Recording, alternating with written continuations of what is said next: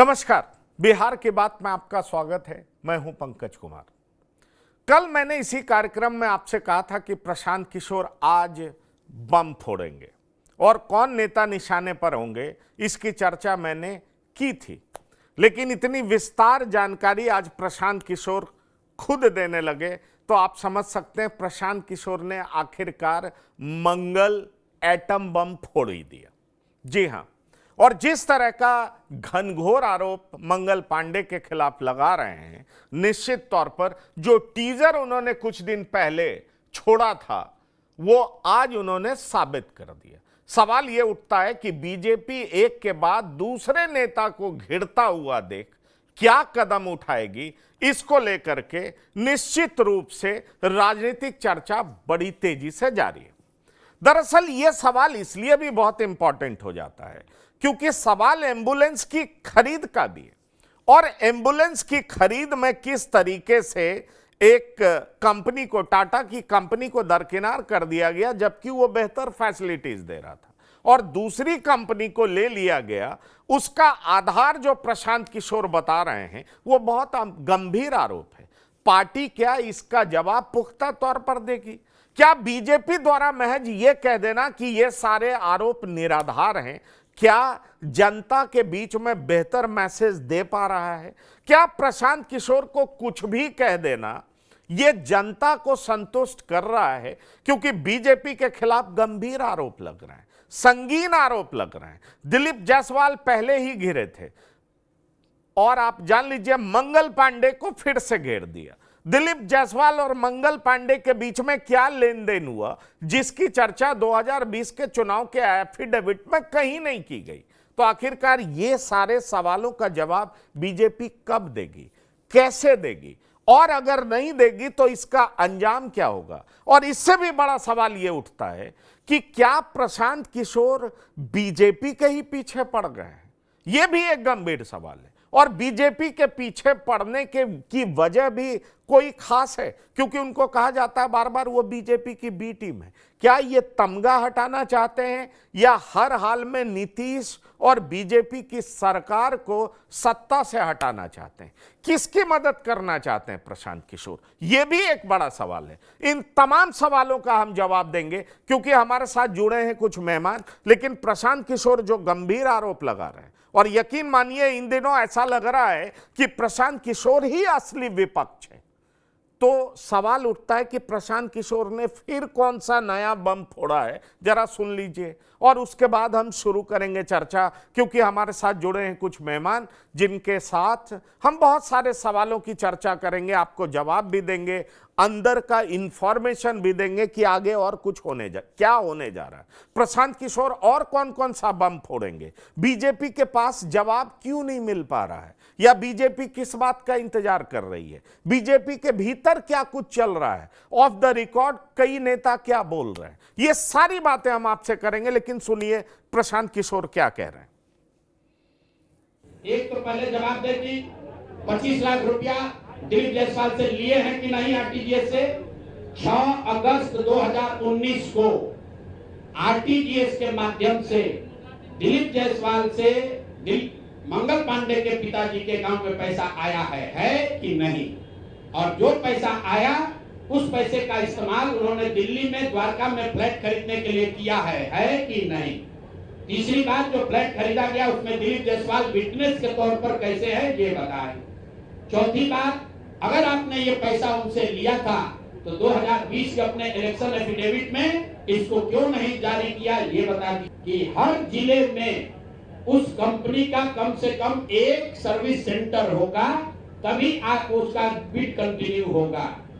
22 में 450 एम्बुलेंस खरीदा गया फोर्स मोटर का। कोई भी यहाँ पर 4 या 6 जिले को छोड़कर कहीं पर उनका सर्विस सेंटर नहीं है। बजाय उसके कि उस पर एक्शन हो, उसी को फिर से 250 एम्बुलेंस का और कॉन्ट्रैक्ट दे दिया गया। वो कॉन्ट्रैक्ट पिछला जो 19.5 लाख में दिया गया था, इस बार 27.5 लाख में दिया गया। और बात सुनिए, यही टाइप सी का एम्बुलेंस उड़ीसा में खरीदा गया 16 लाख में अभी 2 महीना पहले। टाइप बी का एम्बुलेंस अभी यूपी सरकार ने खरीदा है 2500 एम्बुलेंस 12 लाख में। और बिहार के हम लोग के जो ज्ञानी मंत्री लोग हैं, ये वही एम्बुलेंस खरीद रहा है 27.5 लाख में। न केवल बिहार बल्कि देश में भाजपा की निरंतर बढ़ती लोकप्रियता से विपक्ष में भारी छटपटाहट है। सबसे ज्यादा बेचैनी जनसुराज पार्टी में है। उनके नेता प्रशांत किशोर ने भाजपा को ही अपनी टारगेट पर ले रखा है और भाजपा नेताओं के खिलाफ अनर्गल और बेतुकी बयानबाजी कर रहे हैं। दरअसल प्रशांत राज्य में जहां कहीं भाजपा के विरुद्ध में जा रहे हैं, उन्हें मायूसी मिल रही है। इसलिए भाजपा के प्रति उनकी तिलमिलाहट बढ़ गई है। जनता ने तो उन्हें अभी रिजेक्ट कर दिया है।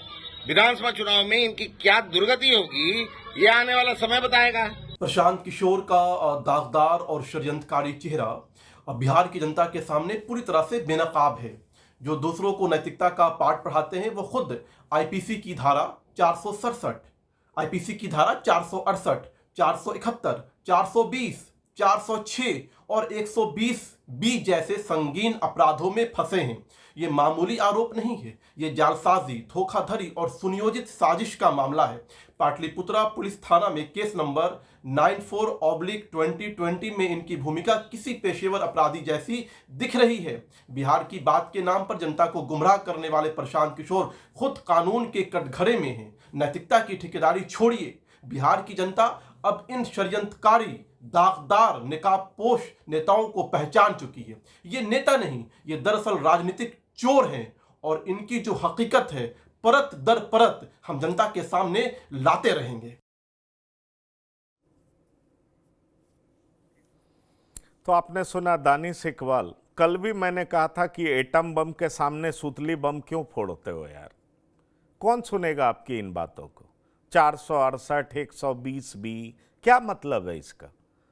आप ये तो बता नहीं पा रहे हैं कि प्रशांत किशोर ने किया क्या है, ये नहीं बता पाते हैं। ऐसे लग रहा है जैसे आप सेक्शन की क्लास ले रहे हैं, एक वो कहते हैं ना वकालत की पढ़ाई पढ़ा रहे हैं। आखिरकार आरोप क्या है, किस वजह से है, क्यों केस दर्ज हुआ है, जरा ये बताइए। जैसे प्रशांत किशोर बता रहे हैं कि 25 लाख का ट्रांसफर हुआ, एफिडेविट में बताया नहीं गया, एम्बुलेंस को ज्यादा पैसे में बिडिंग किया गया, उड़ीसा में इतने में हुआ, उत्तर प्रदेश में इतने में हुआ, बिहार में इतने में क्यों हुआ? इस तरीके से बात करिए ना। 78, 71, 120 कल भी मैंने कहा था और यकीन मानिए जनता गुमराह नहीं होती है। आप अगर बेवकूफ समझ रहे हैं तो जनता बेवकूफ नहीं है। और इसी बात का जवाब लेने हम सीधा चलते हैं अपने मेहमानों के पास जो हमारे साथ जुड़ रहे हैं। हमारे साथ जुड़ रहे हैं मनीष पांडे, प्रवक्ता बीजेपी। आज टफ दिन होगा आपके लिए मनीष जी। निखिल कुमार, जनसुराज पार्टी के प्रवक्ता, माफ करिएगा, प्रवक्ता कांग्रेस हमारे साथ जुड़ रहे हैं। निखिल कुमार, आपका बहुत स्वागत है। हमारे साथ अनुकृति, प्रवक्ता जनसुराज जुड़ रही हैं, आपका भी बहुत स्वागत है। और श्याम किशोर चौबे जी हमारे साथ जुड़ रहे हैं, वरिष्ठ पत्रकार, आपका भी बहुत स्वागत है। मनीष जी, पहले दिलीप जायसवाल, फिर मंगल पांडे, फिर दोनों के बीच में क्या खिचड़ी पकी है वो सामने रख दिया गया है। प्रशांत किशोर इतने अटैक कर रहे हैं और आप चुप्पी साधे हुए हैं। सिर्फ ये कह देने से कि इनके लगाए हुए सारे आरोप निराधार हैं, क्या आपको लगता है कि इससे जनता संतुष्ट हो जाएगी? देखिए पंकज जी, जनता कैसे संतुष्ट होगी वह हम समझते हैं और जनता संतुष्ट है इसी वजह से आज 20 वर्षों से नीतीश जी के नेतृत्व में यहाँ पर सरकारें चल रही है और 11 वर्षों में देश की सरकार चल रही है। तो जनता संतुष्ट है, इसलिए जनता को क्या बोलना है नहीं बोलना है वो हम समझते हैं। हाँ, मीडिया को क्या बोलना है यह विषय दूसरा है जो आज अभी हम आपके सामने करने जा रहे हैं। मेरे कहने का मतलब सिर्फ इतना है कि एक दो बातें तो बड़ा स्पष्ट है। अभी आजकल बिहार में और देश में एक ट्रेंड चला हुआ है, कोई भी व्यक्ति आता है, मीडिया माइक के सामने बैठ जाता है और किसी भी प्रकार का किसी तरह का अनर्गल आरोप लगा के चला जाता है और बाद में टाटा फिस कर देता है।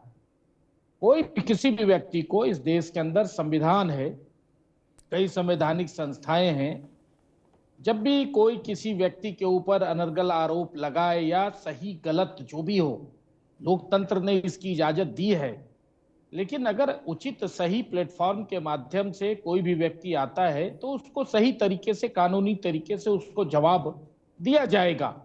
या कानून की जो प्रक्रिया है उस प्रक्रिया में, अब चारा घोटाला हुआ था, आपको याद होगा कि एक खुद से हाई कोर्ट ने संज्ञान लिया था, या कोई भी चीजें जब जाती है पब्लिक के तरफ से कोर्ट में तो कोर्ट उस पर संज्ञान लेती है, अगला को नोटिस भेजती है, उससे चीजें आता है मामला।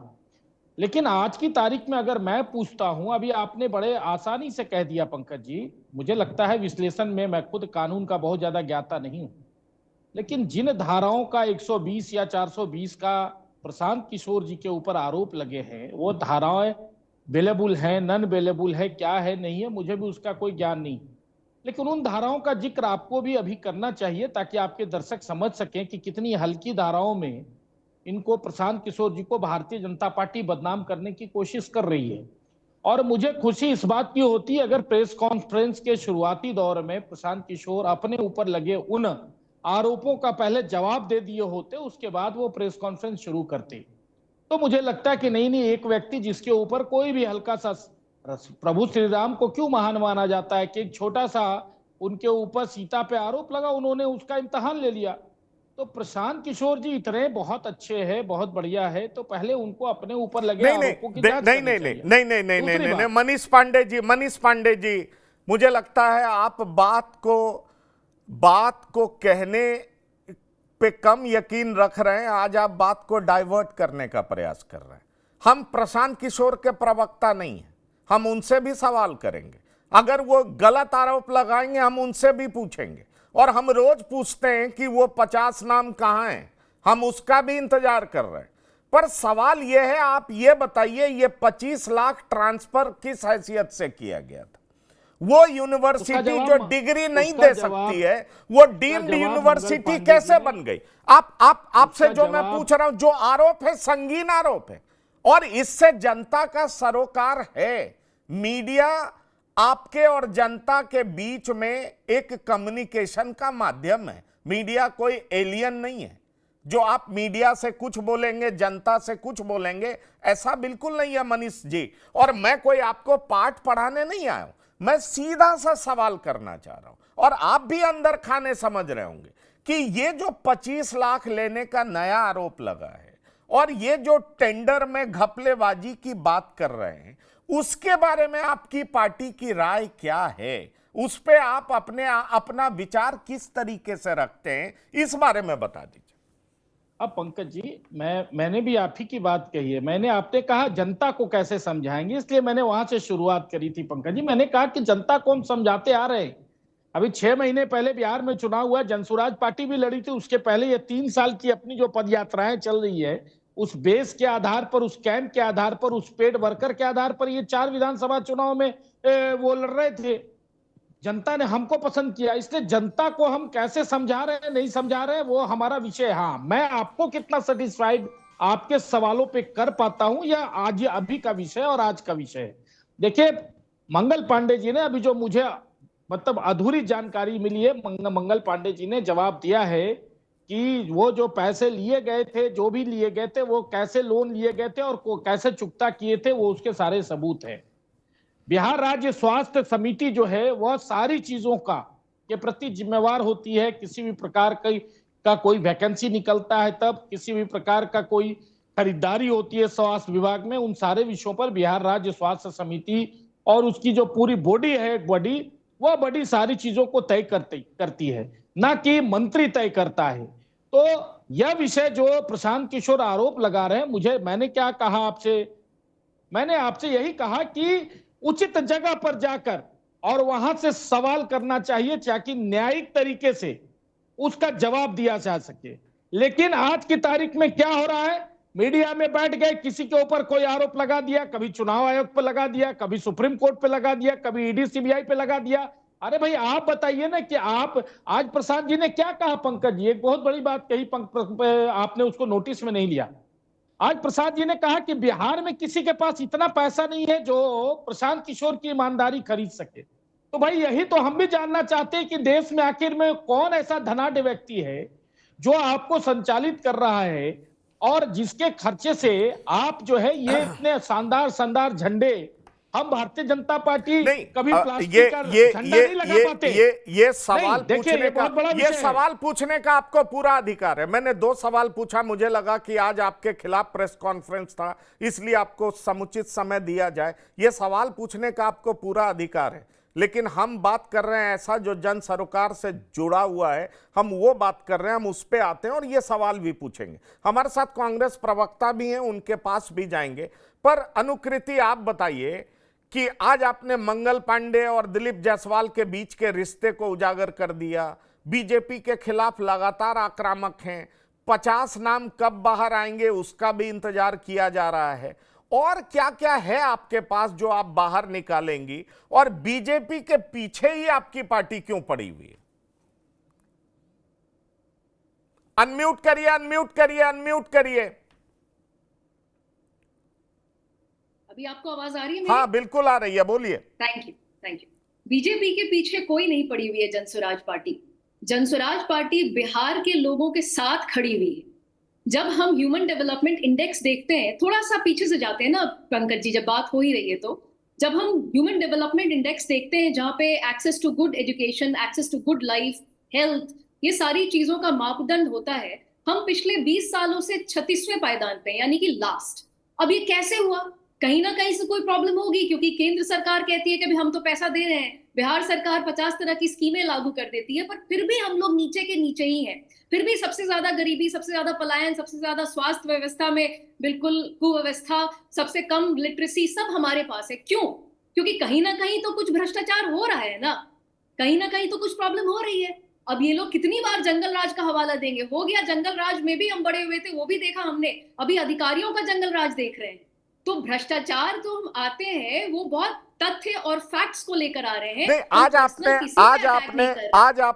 70,000 करोड़ चीफ सेक्रेटरी जो होने वाले हैं उनको भी सवालों के घेरे में लिया है। क्या उनके खिलाफ भी आपके पास बहुत कुछ है, बहुत सारी बातें करेंगे उनके खिलाफ? उनसे उनको सिर्फ ये कहा गया उनसे कि भाई आपका तो अभी है कार्यकाल में कुछ समय, और आप जब स्वास्थ्य विभाग में भी काफी बड़े पद पे थे, आपके अंतर्गत, आपके अधीन ही बहुत सारे निर्णय लिए गए हैं, तो फिर ये जवाब बस दे दें ना। फैक्चुअल बातें हैं पंकज जी, ये जवाब बस दे दें जो हमारे अभी चीफ सेक्रेटरी होने जा रहे हैं 1 सितंबर से, जब मीणा जी सेवानिवृत्त हो जाएंगे, कि भाई आपके पास हम लोग तथ्य लेकर आ रहे हैं, आपके पास हम लोग फैक्ट्स लेकर आ रहे हैं। टेंडर आप सबको पता है कैसे दिया जाता है, सारी चीजें सामने, सारी प्रक्रिया ओपन में, एकदम पारदर्शी तरीके से। बिहार के लोगों को जवाब दे दे कि भैया जो 19 लाख की चीज थी वो 28 लाख में क्यों खरीदा रही है, टाटा जैसी कंपनी को क्यों बाहर किया गया बिल्कुल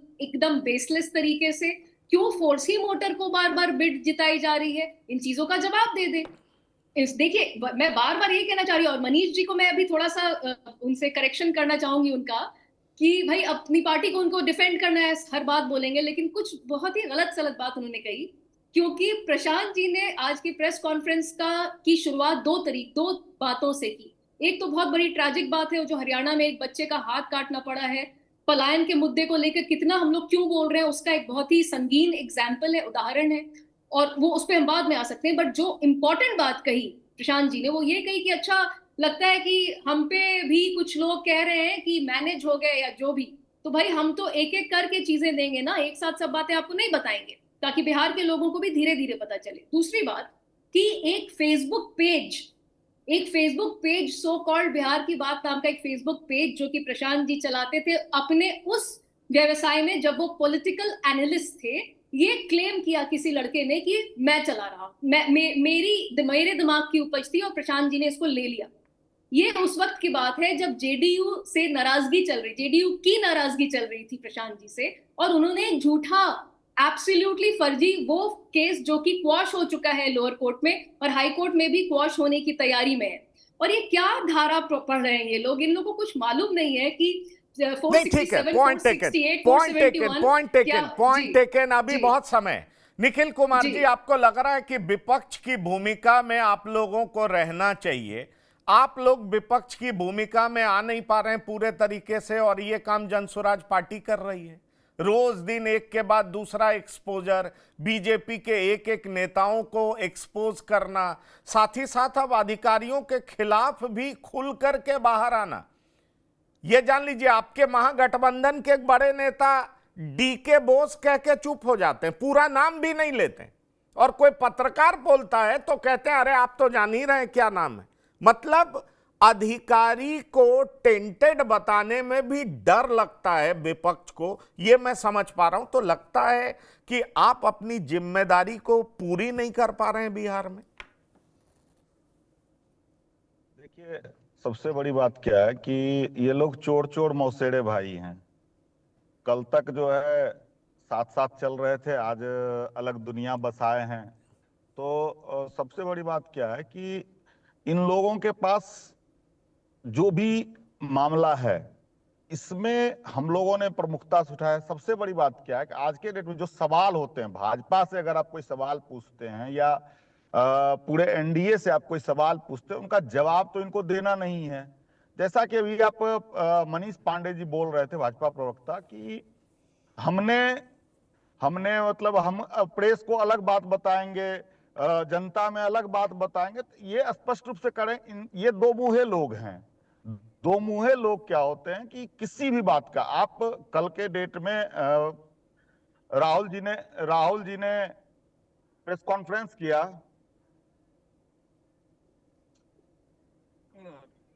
बोल डिस्टरबेंस। हाँ बोलिए बोलिए बोलिए। अगर सिग्नल नहीं आ पा रहा है तो इनका ऑडियो चलाइए, अगर वीडियो नहीं आ रहा है तो इनका ऑडियो बोलने दीजिए। वीडियो आ जाएगा। हाँ बोलिए बोलिए जी। तो कल राहुल जी ने प्रेस कॉन्फ्रेंस किया, इनकी चोरी जो है चुनाव आयोग के साथ मिलकर पकड़ी गई। इन पे जब आरोप लगता है, आप शुरू से देखेंगे जब नोटबंदी हुई थी उस समय से लेके आज तक जितने भी इनके घोटाले घपले हैं, सब पे आवाज उठाई। ये लोग जांच कराने में किसी चीज का विश्वास नहीं रखते हैं। इनका आज तक आप ट्रैक रिकॉर्ड देखिएगा तो कभी भी किसी भी मुद्दे पर ये लोग सामने नहीं आते हैं, छुप जाते हैं। कभी मीडिया के पीछे छुपते हैं, कभी किसी और नेता के पीछे छुप जाएंगे, कभी अगर आरोप लगा तो वो किसी दूसरे नेता पे आरोप नहीं लगा देंगे। निखिल जी वो सारी बात ठीक है। बिहार प्रदेश इकाई विपक्ष की भूमिका ठीक से क्यों नहीं निभा पा रही है? प्रशांत किशोर जिनका एक एमएलए नहीं है, वो इतना रहस्योद्घाटन कर रहे हैं, आप कुछ बोल नहीं पाते हैं, आप कुछ कर नहीं पाते हैं। राहुल जी ही करते रहेंगे तो कैसे काम चलेगा? सवाल यह है कि आपकी प्रदेश इकाई भी है ना, आपके 17 एमएलए हैं मेरी जानकारी में जो है। आपको याद होगा, हाल ही में एक बहुत ही दुर्भाग्यपूर्ण घटना हुई थी जो कि मुजफ्फरपुर वाली, उसमें हम लोगों ने मंगल पांडे के आवास को भी घेरा था। उसके अलावे हर मुद्दे पे, चाहे वो जो भी मुद्दा होता है बिहार का, उस मुद्दे पे कहां हम पीछे रह रहे हैं, किस मुद्दे पे हमने आवाज नहीं उठाई। रही बात कि आप कोई बम फोड़ रहे हैं आज के तारीख में, जैसा कि प्रशांत किशोर जी का दावा है। मंगल पांडे के विषय में हम लोगों ने लगातार प्रेस कॉन्फ्रेंस किया है, पूरे सरकार को घेरा है। तो आप ऐसा अगर आप एक तरफा अगर किसी को विपक्ष स्टैब्लिश करना चाह रहे हैं तो ये आपकी मर्जी है, इसमें हम कुछ नहीं कर सकते हैं। लेकिन आप अगर कहें कौन सा ऐसा मुद्दा है जिस पे हम लोगों ने आवाज नहीं उठाई है, आप ये बता दें मुझे। कोई एक मंगल पांडे का इतिहास कोई ऐसा तो है नहीं कि इतने धनाढ्य हो कैसे गए, वो कोई नई बात तो है नहीं, हर कोई जान रहा है। दिलीप जायसवाल के खिलाफ इसलिए नहीं उठाए क्योंकि वो आपकी पार्टी में थे, आपकी पार्टी से बीजेपी में आए और हर पार्टी के नेताओं को उन्होंने ऑबलाइज किया। दिलीप जायसवाल के खिलाफ आपने क्या क्या उठाया?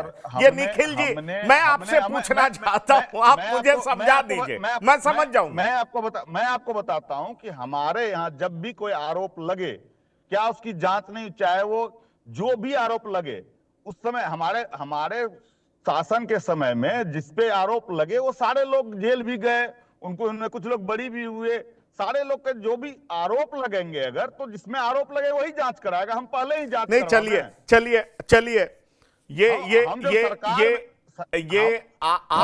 पंकज जी एक छोटी सी बात मैं कहना चाहूंगी यहाँ पे।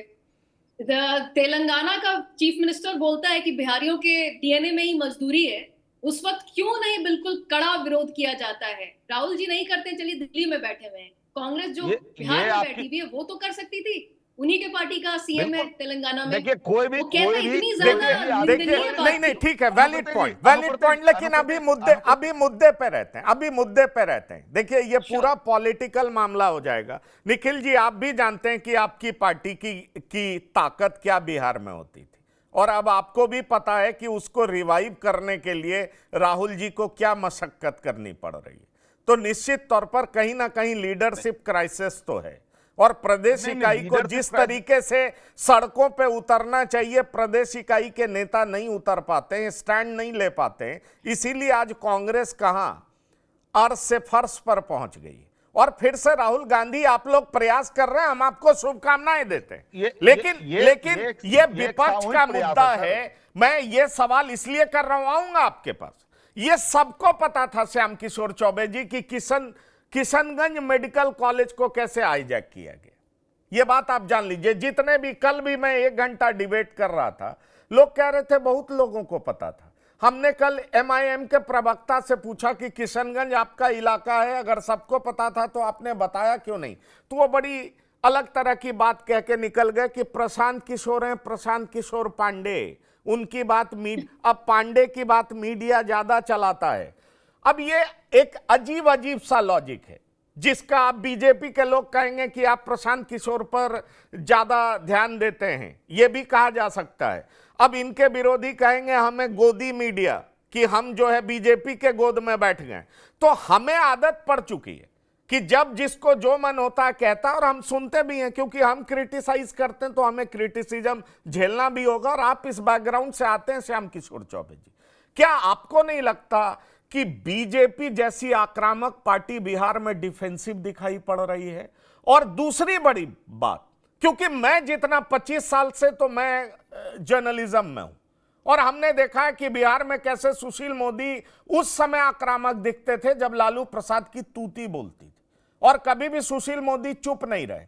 दिलीप जायसवाल बाहर नहीं निकल रहे, उनका प्रेस कॉन्फ्रेंस हो नहीं रहा है, और जिस तरीके से कहा गया था कि PM आएंगे उसके बाद जवाब देंगे, तब इस मामले पे जवाब देंगे, जवाब दिया नहीं गया है। और साथ ही साथ आपको बताएं, आज प्रशांत किशोर ने फिर मंगल पांडे से सवाल कर दिया और बहुत तरह के आरोप लगा दिए। मनीष जी और भी जवाब देंगे, पर आपको नहीं लगता जो काम विपक्ष का है वो प्रशांत किशोर कर रहे हैं, और प्रशांत किशोर बुरे तरीके से बीजेपी के एक के बाद दूसरे नेता को घेर रहे हैं?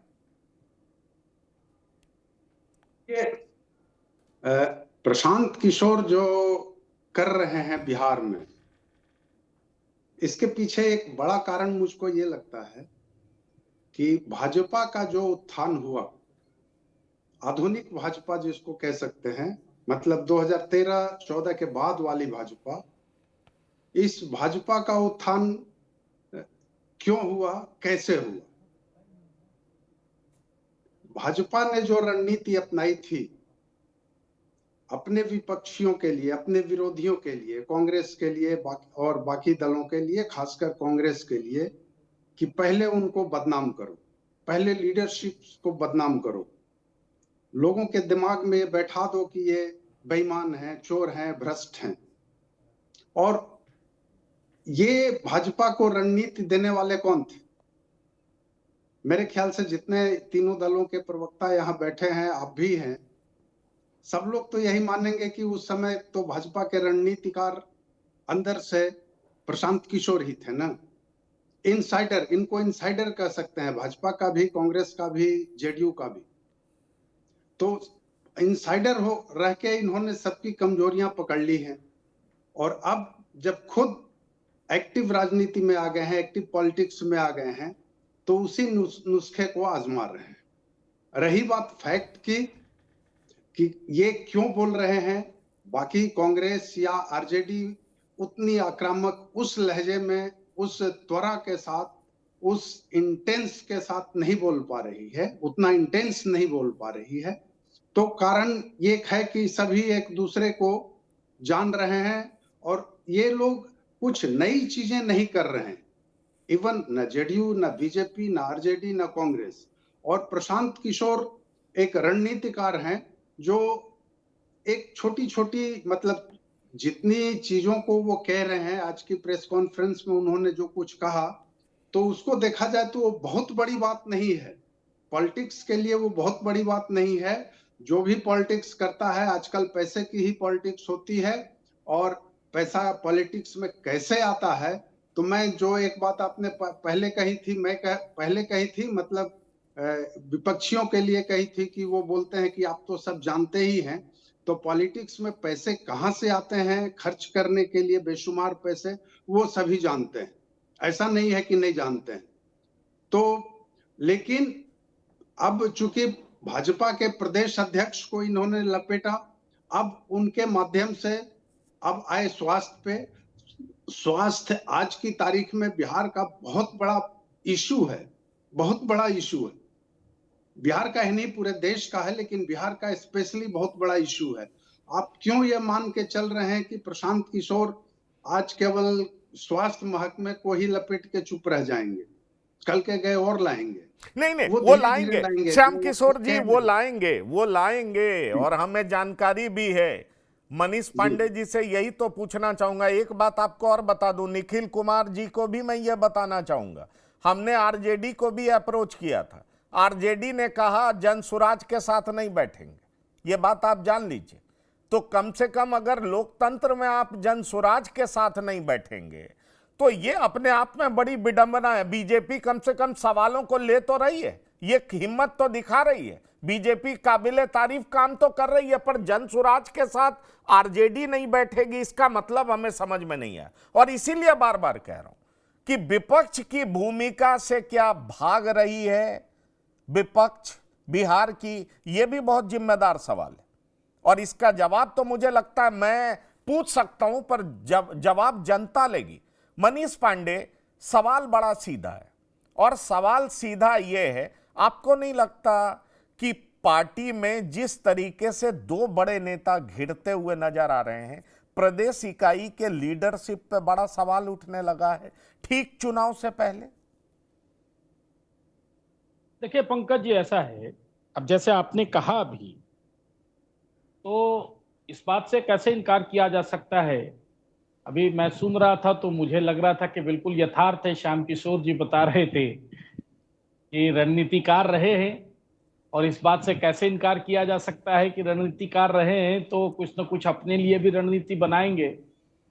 लेकिन दो तीन बातें होती। देखिए, कोई व्यक्ति, हम लोगों ने इस देश में एक व्यक्ति को देखा था, मैं बंगला नहीं लूंगा, मैं सरकारी सुविधा नहीं लूंगा, मैं ऐसे नहीं करूंगा, मैं वैसे नहीं करूंगा। भाई, सबसे पहले प्रशांत जी को बिहार में किसी के भी ऊपर उंगली उठाने के पहले अपने आप को प्रूफ करना चाहिए कि उनकी गाड़ी जो चल रही है उसमें डीजल कौन भरवा रहा है, पेट्रोल कौन भरवा रहा है, और कितने रुपया का कौन भरवा रहा है। या प्रशांत जी कह दे, आज उन्होंने कहा कि बिहार में किसी के पास इतना पैसा नहीं है जो मुझे खरीद सके, तो देश के अंदर कौन है या विदेशों में कोई अगर है? नहीं, तो देखा मनीष जी, जब India against corruption, Manish ji सरकार में आप हैं, एक्सपोज कर दीजिए ना उनके पास पैसा कहां से आ रहा है। लोग आप पे आरोप तो लगाती ही है, आरजेडी कांग्रेस के भी लोग आरोप लगाते हैं कि प्रशांत किशोर इतने पैसे खर्च कर रहे हैं, सीबीआई ईडी का इन्वेस्टिगेशन क्यों नहीं, जांच क्यों नहीं, उनके ऊपर रेड क्यों नहीं? पंकज जी, आप भी एक प्रोटोकॉल के अंदर बंधे हुए हैं, आपको भी सवाल पूछना यह मजबूरी है। नहीं तो आपको पता नहीं है कि एक व्यक्ति उतनी भीड़ में बोलता है, मारो मारो मुझे लाठी से मारो, मुझे लाठी से मारो, और उस भीड़ में उसकी आवाज इतनी क्लियर आ रही है, पता नहीं कौन सा माइक, कौन सा कैमरा जो कैद कर रहा था, उतनी दूर से कर रहा था, लग रहा था जैसे वो एकदम नजदीक से बोल रहा हो। देखिए, प्लान्ड है सारा चीज, मुझे मारो, वो तो चाह ही रहा है मुझे मारो, वो तो चाह ही रहा है कि ईडी का कि छापेमारी हमारे ऊपर हो जाए। मनीष जी, वो तो चाह ही रहा है कि हमको एक दिन के लिए जेल भेज दिया। सीधा सा सवाल पूछूं आपसे, आप मुझे पंकज जी, नहीं बहुत सीधा सा सवाल, आप छोड़िए वो क्या कर रहे हैं, छोड़िए। जैसे आप सवालों के जवाब दूंगा, आप प्रवक्ता के तौर पर डिफेंड कर रहे हैं ना, एक बड़ा सीधा सा जवाब दे दीजिए। कल को दिलीप जायसवाल, अच्छा एक बात बताइए, कल को दिलीप जायसवाल, आज मंगल पांडे, इन दोनों बड़े नेता को डिफेंड करने बीजेपी के बड़े नेता क्यों नहीं प्रेस कॉन्फ्रेंस बुला रहे हैं, मीडिया से बात कर रहे हैं। ये बिहार बीजेपी क्या कई भागों में बटी हुई है? क्या चक्कर है? हमने नहीं सुना सम्राट चौधरी डिफेंड कर रहे हो, हमने नहीं सुना विजय सिन्हा डिफेंड कर रहे हो, हमने नहीं सुना नित्यानंद राय डिफेंड कर रहे हो, हमने नहीं सुना कोई और बड़े नेता डिफेंड कर रहे हो। ये बताइए, ये बीजेपी में चल क्या रहा है? मैंने क्या कहा? मैंने कहा कि प्रशांत किशोर कांग्रेस पे आरोप लगा के क्या हासिल कर लेंगे, तेजस्वी पे आरोप लगा के क्या हासिल कर लेंगे। इनका चरित्र बिहार की जनता पहले से जानती है। भाई, बिहार के किसी लोगों के लिए सरप्राइज की बात तो पंकज जी तब आएगी ना, जब कोई नरेंद्र मोदी जी के ऊपर कोई भ्रष्टाचार का या कोई आपराधी का कोई इस प्रकार का कोई प्रेस कॉन्फ्रेंस करके लगाए आरोप की, ये देखिए पन्ना 20 पन्ने का ये ऐसा है, तो थोड़ी देर के लिए 10 सेकंड के लिए ही कान उस ओर जाएगा, नजरें उस ओर जाएगी कि अरे ये क्या है, सही या गलत। लेकिन अगर तेजस्वी यादव के बारे में कोई बोलेगा, कोई अगर राहुल गांधी के बारे में किस प्रकार का आरोप लगाएगा, तो कौन नोटिस लेने वाला है देश में? तो देखिए, चुनाव का समय है, अभी नोटिस में आना है और चर्चा में रहना है यहां तो। लेकिन अपने बारे में कुछ नहीं बताना कि हमारी गाड़ी में पेट्रोल कौन भरवा रहा है, हमारे कैंप जो है उसमें जो खर्चे हो रहे हैं, हर जिले के जो प्रत्येक दिन का जो खर्चा है वह कहां से मैनेज हो रहा है, कौन दाता दानी है। भाई, अभी टैरिफ का प्रॉब्लम में भारत फंसा है, थोड़ा बहुत उस दाता दानी से भारत के भी खजाने में दिलवा दें प्रशांत किशोर। ये सारा विषय चल रहा है। तो जब ऐसा दाता दानी आपको देने वाला है कि करोड़ों रुपया का खर्च प्रत्येक दिन का है बिहार के अंदर, और आपको कोई दे रहा है आपका शुभचिंतक बनके, तो उसको कहिए कुछ भारत के खजाने में भी डाल दे, अगर इस देश का है तो। और अगर विदेश का है तब तो खैर बहुत गंभीर बात, पता नहीं, तब तो बहुत गंभीर बात। पता नहीं। मैं क्लियर कट कहूंगा। मैं पत्रकार के तौर पर एक सवाल आपसे पूछूंगा। सरकार आपकी, सिस्टम आपका अगर ऐसा है तो आप निकाल क्यों नहीं पा रहे हैं? आप खोज क्यों नहीं पा रहे हैं? बिल्कुल पंकज जी, मैं इसका जवाब ले लीजिए, आप इसका जवाब देखिए, वही मैं कह रहा हूं, इसका जवाब ले लीजिए ना। ये देखिए, जिम्मेदारी आपकी है और आप जिम्मेदारी से भाग नहीं सकते। आपकी वही पार्टी है जिसके नेता का नाम हवाला के डायरी में आया था और उन्होंने कहा था हम तब तक एक्टिव पॉलिटिक्स में नहीं आएंगे जब तक क्लीन चिट मिलेगा नहीं। और आज वही पार्टी उन आरोपों का सीधा जवाब नहीं दे पा रही है। मैं देख रहा हूं कि पिछले 25 साल 30 साल में कितना बड़ा अंतर है। क्योंकि मैं जितना बीजेपी को जानता हूं, अगर बीजेपी पे गलत आरोप होता है या किसी भी तरह का आरोप होता है तो बीजेपी एक्शन में आती है और आक्रामक तरीके से जवाब देती है। बिहार बीजेपी ऐसा करती हुई दिखाई नहीं पड़ रही, और यही जवाब मैं पंकज जी माफ कीजिएगा, मैं आपको नहीं कह रहा, लेकिन ये जो एक उंगली हमारी तरफ उठ रही है ना, तो 4 उंगली आपके तरफ में, ये आपको नहीं कह रहा भाई। आज वो संसद की गरिमा, आप जिस काल की बात कर रहे हैं वह स्तर सामने वाला का है क्या आज की तारीख में? आप कैसे उम्मीद करते हैं? कोई व्यक्ति हाथ जोड़ता रहेगा और कोई व्यक्ति उसको थप्पड़ मारता रहेगा और आप कहेंगे कि आपका चरित्र तो हाथ जोड़ने वाला था, आपने थप्पड़ क्यों चला दिया? कैसी बात कर रहे हैं? यह व्यवहारिक नहीं है पंकज जी। नहीं, मोदी जी का चरित्र है ना भाई, मोदी जी के क्लीन इमेज पे ही जनता फिदा है ना। तीसरी बार क्या नहीं छोड़ा, प्रधानमंत्री तीसरी बार बने पंकज जी। मोदी जी, अमित शाह, योगी आदित्यनाथ, इन सबका यही तो कहा जाता है कि ये कभी भी झोला उठाएंगे चले जाएंगे, कमंडल उठाएंगे चले जाएंगे। पंकज जी, यहीं से मैंने शुरुआत की डिबेट की। ठीक है, जनता को कैसे समझाना है वो मैं समझा दूंगा। ठीक है, समझ गया, समझ गया। मैं आ रहा हूं निखिल जी। जनता को ये जैसे समझाना है समझा लेंगे। अनुकृति, एक सवाल तो आप पे जरूर उठता है, क्या अपने ऊपर बीजेपी की बी टीम का तमगा हटाने के लिए आप बीजेपी के नेताओं को एक्सपोज कर रहे हैं? आरजेडी में तो कई ऐसे नेता हैं जो सजा याफ्ता हैं, कुछ जेल में हैं, कुछ जेल में रह चुके हैं। आरजेडी पे आपका आक्रमण नहीं है, तो क्या बीजेपी सत्ता में है इसलिए आक्रमण कर रहे हैं? जेडीयू के किसी नेता को एक्सपोज नहीं कर रहे हैं, वजह क्या है? ऐसा आप अगर आई एम श्योर आपने ऑलरेडी प्रेस कॉन्फ्रेंस बहुत अच्छे से देख लिया होगा, उसमें एक लाइन बोली थी प्रशांत जी ने कि आप लोग कई बार कहते हैं कि राजद के लोगों को क्यों नहीं हम बाहर ये कर रहे हैं, तो उन्होंने एकदम साफ शब्द में कहा कि राजद पे जो हुआ उसको कोर्ट ने संज्ञान में लेकर कार्रवाई की, सजा भी हुई, लेकिन जो बाकी लोगों को भ्रम है कि भाजपा की छवि और भाजपा के नेता लोग काफी ठीक ठाक हैं, साफ सुथरे हैं, उसको जग जाहिर करना ज्यादा जरूरी है इसीलिए। और ये इत्तेफाकन है, इत्तेफाक की बात है कि जो घपले हुए हैं, जो स्कैम हुए हैं, जो भ्रष्टाचार हुआ है, उसके सरगना यही लोग हैं। इत्तेफाक की बात है, बात तो स्कैम की हो रही है। एम्बुलेंस खरीदाई है और गलत पैसों में खरीदाई है। 19 लाख की एम्बुलेंस 27 लाख में खरीदाई है और 450 और अभी तो 1200 का टेंडर दिया गया है। आप समझ रहे हैं कितना बड़ा भ्रष्ट इस पे दारोमदार पड़ा है स्टेट एक्सचेकर पे। ये पैसे कहां से आ रहे हैं और किसको किसको किकबैक्स मिल रहे हैं बीच में, ये सब तो जांच करनी पड़ेगी। नहीं, पर तो ये बताइए, मनीष भाई जो कर केवल रहे हैं, आरोप लगाने से आपकी जिम्मेदारी पूरी हो जाती है? इस मसले को आप कोर्ट में भी लेके जाएंगे? आपके पास एविडेंस है, कोर्ट में भी लेके जाएंगे? ये जो कह रहे थे मनीष भाई कि कोर्ट ने अपने आप ये प्लेटफॉर्म सही होना चाहिए, जी नहीं, सुशील मोदी जी ने पीआईएल किया था। बॉर्डर स्कैम तभी आया था जनता की निगाहों में जब सुशील मोदी जी ने पीआईएल किया था। हम छोटे थे लेकिन हमको अच्छी तरह से याद है। नहीं, पर आप पीआईएल करेंगे क्या? आप पीआईएल करेंगे क्या? आपकी पार्टी पीआईएल करेगी क्या एम्बुलेंस को लेके? अभी इस वक्त हमारी पार्टी जो है जनता में सारी चीजों को सामने रखने का काम कर रही है, जो कि नहीं करते हैं कोई लोग। अनफॉर्चुनेटली विपक्ष भी नहीं करता है, तो हम तो अभी कुछ भी नहीं है, हमारी कोई हैसियत नहीं है। हमारा मतलब अभी तो चुनाव दूर की बात, कुछ नहीं है हमारे पास, फिर भी हम लोग लगातार लगे हुए हैं। और बाय द वे, इनके जो पैसों को लेकर बार बार सवाल आ रहे हैं ना, अव्वल तो ऑडिट कराइए, एकदम ऑडिट कराइए। मेरे जैसे तो कम से कम 1000 लोग तो मेरे जैसे अपनी बड़ी बड़ी नौकरियां छोड़कर आए हैं या फ्री में काम कर रहे हैं, बिल्कुल बिना एक पैसा लिए हुए। और दूसरी बात, एक दिन का हेलीकॉप्टर का खर्चा निकाल लीजिए और उसके बाद देखिए कि कैसे 400 गाड़ियां चलती उस हेलीकॉप्टर के खर्चे पे। हम लोग हेलीकॉप्टर और क्या बोलते हैं, चार्टर्ड प्लेन वाले नहीं है, हम लोग पैदल वाले हैं और गाड़ी वाले हैं। और गाड़ी वाले का अगर आपको ऑडिट चाहिए वो भी दे देंगे। और तीसरी बात कि फर्क है, जो बार बार केजरीवाल से जो ये किया जाता है ना कंपैरिजन, बिल्कुल ही बेबुनियाद है। ये कोई आंदोलन से जन्मी हुई पार्टी नहीं है, ये किसी एक चीज को लेकर तख्ता पलट करने वाली पार्टी नहीं है।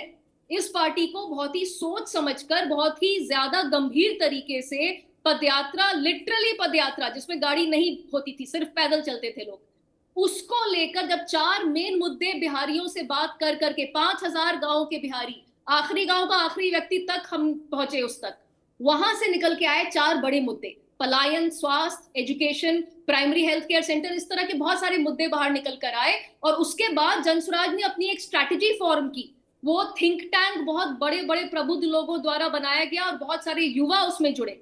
तो आज जो ये बात कर रहे हैं ना, जनता रिजेक्ट कर रही है, जनता रिजेक्ट कर रही है, अरे जाइए जनसभा देखिए, किसी को पैसे नहीं दिए गए आने के लिए, वहां पे लाखों में जनसैलाब उमड़ रहा है। एक चीज देखिए, दो पैरेलल में ड्रॉ कर दूं यहां पर, क्योंकि आपको सच बताऊं मेरे मन में भी बहुत सारे सवाल हैं, क्योंकि अरविंद केजरीवाल जी के आंदोलन में बहुत सारे ऐसे लोग आपकी तरह, हमारी तरह जुड़े थे, जिनको बाद में पछताना भी पड़ा था। इस बात को आप जान लीजिए।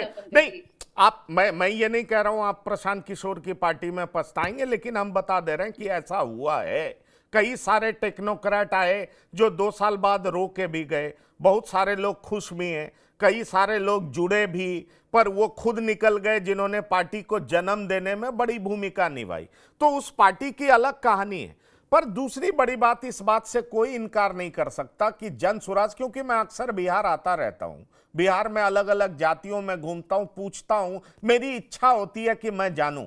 मैं, अगर आप मुझसे भी पूछेंगे तो कुछ महीने पहले तक मैं प्रशांत किशोर को वोट कटवा से ज्यादा कुछ नहीं देख रहा था, लेकिन पिछले 2-3 बार से गया हूं तो गली चौराहे मोहल्ले में प्रशांत किशोर की चर्चा होती है और हर जाति में लोग बात करते हैं।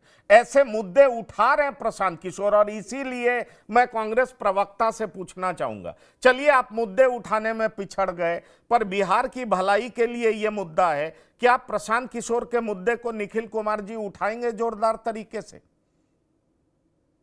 बात प्रशांत किशोर की नहीं है सर, बात है यहाँ पर बिहार की।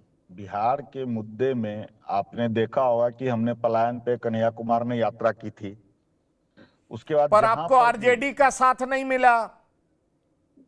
सर अलग अलग पार्टियां हैं, हमने अगर जनसुराज यहाँ पर मेहनत कर रही है, स्वाभाविक रूप से हर किसी को अधिकार है अपने पार्टी का इस्टेब्लिश करने का और नहीं, पर उसको चुनाव जनसुराज लड़ने का। जिसके साथ है उसका समर्थन तो मिल रहा है ना। आप मेहनत करने लगते हैं, आरजेडी को ही तकलीफ हो जाती है।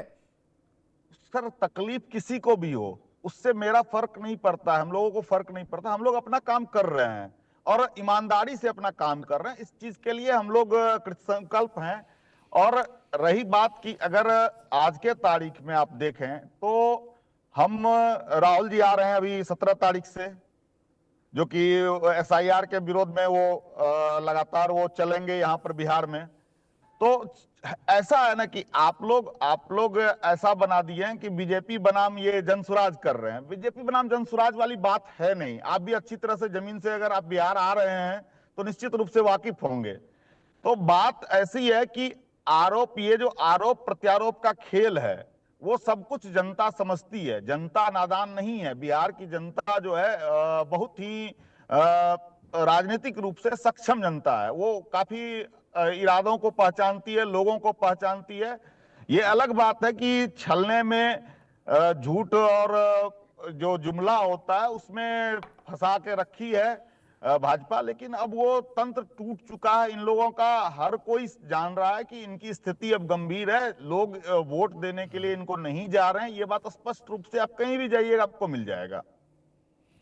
तो आप जैसा कि बीजेपी प्रवक्ता कह रहे थे अभी थोड़ी देर पहले कि इनको बार बार दोहरा रहे हैं कि मेरी बात जो है ये जनता के पास जाएगी।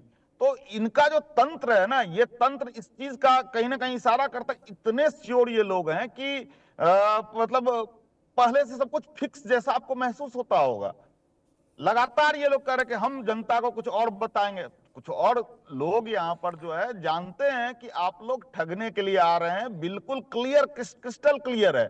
आपको बता दें पिछले 20 साल में इन्होंने क्या किया। शिक्षा की स्थिति आज भी जो स्कूल है उसमें बुनियादी सुविधाओं का अभाव है। आप चले जाए चिकित्सा में तो वहां पर भी स्थिति अमूमन ऐसी है। पटना बिना आए कोई उपाय नहीं है। पटना आने पर भी हालात ये हैं कि लोगों को इलाज नहीं मिल पाता है। तो उसके बाद आप चले जाइए इनके सड़क की व्यवस्था, गांव-गांव जाइए पानी भरा पड़ा है। सारे सड़क की स्थिति वैसी ही है। आप चले जाइए, सड़क हो गया आपको। उसके बाद बिजली की थोड़ी सी बारिश होती है बिजली खत्म, चौपट बिजली। तो आप जिन चीजों का देखिए निखिल कुमार जी एक बात तो मैं कहना चाहूंगा। मैं रहने वाला बिहार का हूं और 100% बिहारी हूं। इस बात को आप जान लीजिए। आप जिस पार्टी के साथ हैं उस पार्टी के जमाने में बिजली कभी कभी आती थी, सड़क में गड्ढा था या गड्ढे में सड़क था, ये भी लोगों को समझ में नहीं आता था। आपको बताएं लखीसराय से बेगूसराय जाने में 3 घंटे से ज्यादा वक्त लगते थे और अब 1 घंटा नहीं लगता है। तो जहां तक इंफ्रास्ट्रक्चर का सवाल है, इस सरकार ने बहुत काम किया है। गांव-गांव में सड़कें बनी है और इसका क्रेडिट हम ऐसा नहीं कहेंगे, इसका क्रेडिट गांव में सड़कों का जाल बिछाया गया, इसमें रघुवंश बाबू का भी क्रेडिट जाता है। पर बड़ा सवाल यह है कि आप किसी के विरोध में कुछ बोल दें, वो मुझे लगता है जनता इसको एक्सेप्ट नहीं करेगी। लालू जी का जो कंट्रीब्यूशन है, गरीबों के मुंह में आवाज देना, दबे कुचलों के मुंह में आवाज देना, लोग सब इसको अप्रिशिएट करते हैं। लेकिन रोटी के लिए पलायन होना शुरू हो गया और वो भी बुरे तरीके से। जिसको रोटी नहीं मिलता है वो भी बाहर जाता है, जिसको अच्छी शिक्षा चाहिए वो भी बाहर जाता है, जिसको अच्छी जिंदगी चाहिए वो भी बाहर जाता है। लोग नीतीश कुमार से उम्मीद कर रहे थे कि शायद ये रुक जाएगा, पर यह रुक नहीं पाया। इसलिए आज लोग जनसुराज की बातों पर भरोसा कर रहे हैं। ये बात आप समझिए, लोग उसकी चर्चा कर रहे हैं। भरोसा करेंगे या नहीं वो तो मतदान के समय पता चल पाएगा। लेकिन जिस स्केल पर 20 सालों से लोगों ने एनडीए को समर्थन दिया, अब सवाल उठने लगा है कि पलायन क्यों नहीं। आपने बिजली दे दी, सड़क दे दी, ठीक है, ये डेवलपमेंट का पूरा पैमाना नहीं है। पर आज हम शिक्षित होने के लिए बेंगलोर क्यों जा रहे हैं, विदेश क्यों जा रहे हैं, दिल्ली क्यों आ रहे हैं? हर कोई व्यक्ति बने हैं। हाँ सॉरी, एक छोटी सी बात मैं कहूंगी, ये हाईवेज का जाल जो सो कॉल्ड जो स्टेट हाईवेज जो बने हैं, यही सिर्फ क्यों बने? क्योंकि कॉन्ट्रैक्ट्स में इसमें बहुत ज्यादा भ्रष्टाचारी हुई है, वरना अंदर की रोड्स भी बनती ना। अंदर की रोड्स में उतना पैसा कमाने का स्कोप नहीं है तो नहीं बनी है, बाहर की रोड में है स्कोप। संजीव हंस का पूरा करियर निकाल के जो बिजली आज हम लोग को 24 घंटे बिजली आ रही है, उसके पीछे बहुत बड़ा खामियाजा भरा है बिहार। नहीं, चलिए, ये मुझे लगता है आपके पास खामियाजा होगा, लेकिन डेवलपमेंट के पीछे करप्शन एक हकीकत है। डेवलपमेंट के पीछे करप्शन एक हकीकत है। कोई भी राज्य करप्शन फ्री है ऐसी बात नहीं है, पर जो दिखता है वो मैं बताना चाह रहा हूं, जो दिखता है वो मैं बताना चाह रहा हूं। पंकज जी, आपने बहुत अच्छी बात कही। और जब आपने शुरुआत किया कि इससे पहले कोई भी विकास जो होता है वो क्रमशः ही होगा। एक रोड में आपने भी कहा रघुवंश बाबू का योगदान है, तो कोई ऐसा नहीं होता कोई एक दिन में कोई चीजें परिवर्तित हो जाएंगी। जब हम आजादी से लेकर यहां तक अगर हम पहुंचे हैं तो उसके पीछे एक समय लगेगा, तो वो स्वाभाविक चीज है। तो हम ये कहना चाह रहे हैं कि आज का जो सवाल आज का है, तो जो आज का सवाल है उसको उत्तर देना किसकी जिम्मेवारी है? सरकार की जिम्मेवारी है। एग्रीड, इसीलिए तो सवाल मनीष पांडे जी से पूछ रहे हैं, और मनीष पांडे जी से पूछेंगे भी। अभी पूछ भी रहे हैं। एक कमेंट श्याम किशोर चौबे जी से ले लें। चुनाव से ठीक पहले श्याम किशोर चौबे जी, बीजेपी घिरती नजर आ रही है, बड़े नेता घिरते नजर आ रहे हैं, उनके डिफेंस में कोई बड़े नेता आ नहीं रहे हैं। आपको लग रहा है कि ये अच्छा सिग्नल नहीं है? देखिए, अच्छा सिग्नल तो नहीं ही है। और जो आपने कहा थोड़ी देर पहले निखिल जी से कुछ पूछते समय आपने कहा, तो एक बात आपने कही कि कोई राज्य ऐसा नहीं है जो करप्शन फ्री। तो इस मायने में तो फिलहाल प्राइमा फेसी, मैं प्राइमा फेसी शब्द का इस्तेमाल कर रहा हूं कि प्रशांत किशोर का सवाल तो जायज है। जब कोई करप्शन फ्री नहीं है तो इस करप्शन को हम कैसे मान ले कि एकदम नहीं है? हो सकता है, संभव है, ऐसा नहीं है। लेकिन बीजेपी घिरेगी क्यों नहीं घिरेगी? बीजेपी इतने साल से सत्ता में है तो कौन घिरेगा? आरजेडी घिरेगा कि सीपीआई घिरेगा कि और कोई पार्टी घिरेगी? घिरेगी तो बीजेपी ही। सत्ता में है तो सवाल उसी को देना है और घिरना भी उसी को है। अब आप चले जाएंगे 20 साल पहले, 40 साल पहले, 50 साल पहले कि तब हुआ था, तो उसका विशेष मतलब नहीं है। आप उसको इंस्टेंस के रूप में ले सकते हैं, लेकिन जो सामने है सवाल उससे होना चाहिए और वो जवाबदेह हैं। मैं एक दो लाइन में एक बात कहना चाहता हूं। यहाँ पे समझिए तो बिहार में अगली सरकार के तीनों एस्पिरेंट्स बैठे हुए हैं। जो भी हो जाए, क्या ये पक्के तौर पे कह सकते हैं कि जब हम नमक से लेके कफन तक के लिए टैक्स देते हैं एज कॉमन पीपल, तो क्या हमारी शिक्षा, हमारी सुरक्षा और हमारे स्वास्थ्य, कम से कम 3 दिनों की पूरी जवाबदेही इनमें से कोई लेने को तैयार है? अगर नहीं है तो फिर इस चुनाव का क्या मतलब है? चलिए, मुझे लगता है मनीष पांडे जी जवाब देंगे। जनसुराज पार्टी के प्रवक्ता तो इनके लिए बहुत आसान है। बात कहना चाह रही हूँ। हाँ। छोटी सी बात, मैं जब बिजली की बात कर रही थी कि संजीव हंस का पूरा करियर निकाल के देखा जाए हमने कितना बड़ा खामियाजा भरा है, उसी वक्त मेरे यहाँ लोड शेडिंग हो चुकी है। अभी मैं बाहर आई हूँ और फोन के हॉटस्पॉट से जुड़ी हुई हूँ, तो मैं आपको यही बताना चाहती हूँ कि कुछ भी जो है 100% परफेक्ट नहीं हुआ है, despite Nitish ji doing a really good job till 2012 के बाद से तो जो हुआ है गताल खाने में ही गया बिहार, वरना हमारे नंबर्स ऐसे नहीं होते Pankaj ji. As simple as that. Numbers हमारे इतने बुरे क्यों हैं? सो रीजन तो है ना, 15 साल से तो पर एक अनुकृति एक आरोप लगेगा ना, 2012 के बाद नीतीश जी अच्छा नहीं कर रहे थे, पर 2015 में प्रशांत किशोर ने सब कुछ किया उनकी सरकार बनाने के लिए। ये आरोप भी प्रशांत किशोर पर चस्पा होगा, उससे प्रशांत किशोर बच नहीं पाएंगे। मनीष पांडे नहीं था कि इतना ज्यादा थाली के बैंगन की तरह बिहेव करेंगे नीतीश बाबू मालूम नहीं था कि इतना पलटेंगे।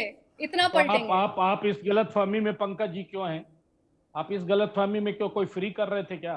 पैसा ले रहे थे तो पैसा कोई देगा, उसके लिए काम करेंगे, चाहे वो जंगल राज का व्यक्ति हो, चाहे शासन बाबू का व्यक्ति हो। तो जब पॉलिसी यह थी उस समय बिहार के विकास की बात नहीं आ रही थी, उस समय पलायन की बात मुद्दे नहीं आ रहे थे, उसमें कौन भ्रष्टाचारी है वह विषय नहीं आ रहा था। अभी मैं श्याम किशोर जी को आदरणीय सुन रहा था। नहीं, पर आप आज आप ये बता दीजिए ना कि पैसा लेके डीम्ड यूनिवर्सिटी बना दिए क्या? ये जवाब आपको देना है। वो तो आरोप आप ठीक लगा रहे हैं, पर ये आपकी पार्टी के मंत्री ने पैसा लेके डीम्ड यूनिवर्सिटी बनाया क्या? पंकज जी, आप मुझे बोलने का समय कहाँ दे रहे हैं? मैं 1 to 1 करने की स्थिति में नहीं हूँ, आप मुझे बोलने तो दें। हाँ, बोलिए बोलिए। पंकज जी, 17 महीना तेजस्वी यादव स्वास्थ्य मंत्री ही थे ना, तो वो क्या वॉक ओवर दे रहे थे मंगल पांडे को, या मंगल पांडे जी उनको कोई मोटी राशि दे दी थी चुप रहने के लिए? मतलब जब छत्तीसगढ़ में सरकार बदलती है तो एक भ्रष्टाचार का मामला नहीं आता। जब मध्य प्रदेश में भाजपा की सरकार बदलती है, कांग्रेस आ जाती है, तो वो एक लीकेज भ्रष्टाचार का नहीं ढूंढ पाता। बिहार में उसी विभाग के मंत्री तेजस्वी यादव बन जाते हैं, 17 महीने तक रहते हैं, लेकिन वो एक लीकेज नहीं ढूंढ पाते। और प्रशांत किशोर आज आए हैं तो ये सबसे, चूंकि रणनीतिकार हैं, बड़े दूर के ढोल सुहावन हैं। चूंकि बहन अनुकृति जी कह रही थी, मुझे आज अभी आश्चर्य लग रहा था, पहले आप सुना करते होंगे जन सुराज के लोग पीके ही कहते थे, प्रशांत कहते थे, जी नहीं लगाते थे। अब मैं देख रहा हूँ नहीं, हम लोग हमेशा से प्रशांत जी कहते हैं, हम लोग हमेशा से प्रशांत जी कहते हैं, क्योंकि आपको भी मैं मनीष जी बोल रही हूँ, आपको भी मैं मनीष एमपी नहीं बोल रही हूँ, मनीष पांडे, आपको भी मनीष जी बोल रही हूँ। संस्कार है हमारे, हम लोग जी करके ही बात करते हैं। देखिए, मुद्दा से मत भटकाइए पंकज जी, ये देखिए पंकज जी, मुद्दा जो है उस पे एक सवाल का जवाब नहीं दिया इन्होंने, और कभी मुहावरा, कभी सूचक, कभी छायावाद। नहीं, मैं सुनिए मैं कह रहा हूँ, इसलिए मैं कह रहा हूँ कि देखिए, सबसे पहले बिहार में देखिए मैं भी युवा हूँ, अनुकृति जी सुनिए, मैं भी युवा हूँ, और अच्छी बात है ये। देखिए, एक बात बहुत फैक्ट मैं बता दूं, मुझे बोलने दीजिए। आप पंकज जी के सवाल का जवाब दीजिए ना, मुझसे क्यों मुखातिब हो रहे हैं? पंकज जी के सवाल का जवाब दीजिए कि कोई बड़ा नेता क्यों नहीं आया है दिलीप जायसवाल और मंगल पांडे को डिफेंड करने? कह रही है कि सबसे पहले भ्रष्टाचार से मेरा कोई रिश्ता नहीं है। अब इससे बड़ा हास्यास्पद क्या होगा? जितने भ्रष्टाचारी थे देश के, उनको जुटा कर उनको रखे। अभी कह रहे थे कि मध्य प्रदेश की बात कर रहे थे, मध्य प्रदेश में व्यापक घोटाले पे कौन क्वेश्चन नहीं कर रहा है? अरे तो आपकी सरकार उसके बाद में बनी थी निखिल जी, आपकी सरकार बाद बनी थी, तो उसके बाद वो चोरी कर ली, वो सरकार भी आपने चोरी की, 17 महीने वो सरकार भी आपने चोरी की। हाथ कंगन को आरसी किया, आप देख रहे हैं पंकज जी, बात आज भी करते हैं, प्रत्यक्ष को प्रमाण नहीं चाहिए, कुछ नहीं करते हैं। ये आपको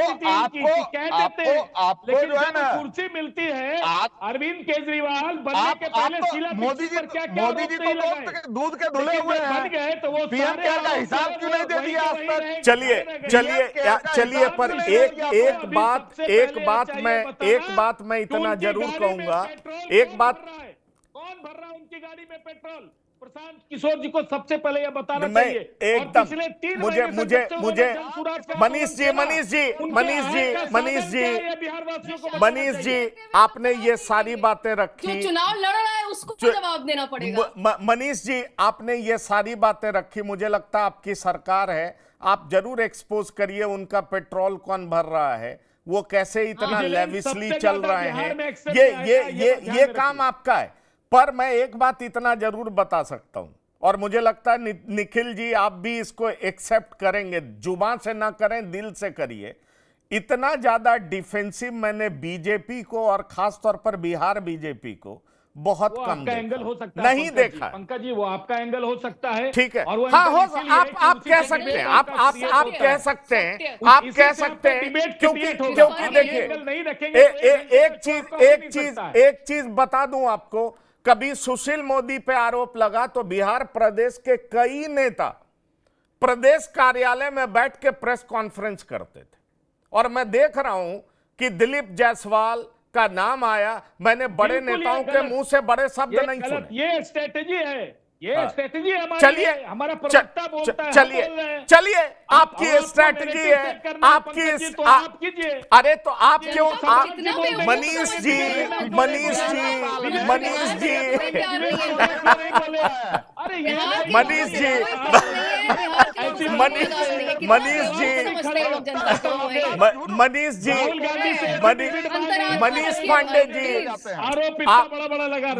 पांडे जी, आप अपनी रणनीति में कामयाब हो, मैं आपको बेस्ट ऑफ लक बोलता हूं, लेकिन आपकी रणनीति मुझे समझ में नहीं आ रही, और बहुत लोगों को समझ में नहीं आ रहा। इस बात को आप जानिए। समझने की आप जन स्वराज की रणनीति समझिए पंकज जी। बाकी तो देखिए ना, इन लोग घूम फिर के जन स्वराज पे ऑफेंसिव आ जाते हैं, अपना कोई जवाब नहीं है, इनके कुछ बोल ही नहीं पाते अपना हैं, कोई जवाब नहीं और है, बोलना ही नहीं है मतलब इनको। This is very immature. नहीं, चलिए बहरहाल मैं समय की सीमा हम लोग ऑलरेडी एक्सीड कर चुके हैं। बहरहाल देख लीजिए, जिस तरीके से जन स्वराज पार्टी बीजेपी पर सवाल उठा रही है और बीजेपी के दो बड़े नेताओं पर सवाल उठा रही है, कम से कम जनता उसका जवाब जरूर जानना चाहेगी। एम्बुलेंस को लेकर के जब यह बताया गया कि राजीव प्रताप रूडी के घर पे एम्बुलेंस की लाइन लगी हुई है, और वो बताने वाले कौन थे? पप्पू यादव। तब भी बिहार में बहुत धमाल मचा था। इस बात को आप जान लीजिए। यहां एम्बुलेंस के खरीद फरोख्त में भ्रष्टाचार का आरोप लग रहा है, और मैं ये नहीं कहता हूं, आरोप लग रहा है, और लगाने वाले कौन है? प्रशांत किशोर और उनकी पार्टी। तो सवाल दो बहुत इंपॉर्टेंट है। क्या प्रशांत किशोर इस मसले को जनता की अदालत से असली अदालत में भी लेके जाएंगे? क्योंकि जनता का अदालत भी कोई असली अदालत से कम नहीं है, ऐसा नहीं है, पर दो कोर्ट होता है, एक जनता का विश्वास जीतना और दूसरा मेरिट के आधार पर कोर्ट में केस लड़ना। आपने अनुकृति जी ने आपने कहा कि पीआईएल दाखिल किया था सुशील मोदी, तो क्या प्रशांत किशोर भी ऐसा कुछ करेंगे? यह एक बड़ा सवाल है, क्योंकि अगर उनके पास एविडेंस है तो प्रदेश की भ्रष्टाचार को ढंग से जरूर उजागर करना चाहिए, यह बात। और दूसरी बड़ी बात यह है कि क्या प्रशांत किशोर लगातार बीजेपी के बड़े नेताओं पर आक्रामक हो रहे हैं, क्या जनता इसको किस तरीके से लेती है, यह भी देखना बेहद दिलचस्प है। आपने जवाब दिया कि बीजेपी का बड़ा क्लीन चेहरा है, बीजेपी अपने को बहुत क्लीन बताती है, इसलिए आप उनके चेहरे को उजागर कर रहे हैं, पर जनता इसको कैसे लेती है, यह असली तरीके से जनता की अदालत में ही पता चल पाएगा। अनुकृति जी, आप, श्याम किशोर चौबे जी, निखिल कुमार जी, मनीष पांडे जी, आपको विशेष तौर पर आपकी रणनीति के लिए मैं बेस्ट ऑफ लक बोलूंगा, लेकिन यह सवाल तो मैं पूछता रहूंगा कि ये रणनीति क्या है, ये मैं जरूर समझना चाहूंगा। तो चलिए, best of luck, all the best. Bihar की बात में आप सभी मेहमान आए, शिरकत किए, आपने अपनी बातें रखी, इसके लिए बहुत बहुत धन्यवाद और शुक्रिया। तो बिहार की बात में इतना ही। ताजा तरीन खबरों के लिए आप लगातार देखते रहिए TV9। धन्यवाद, नमस्कार।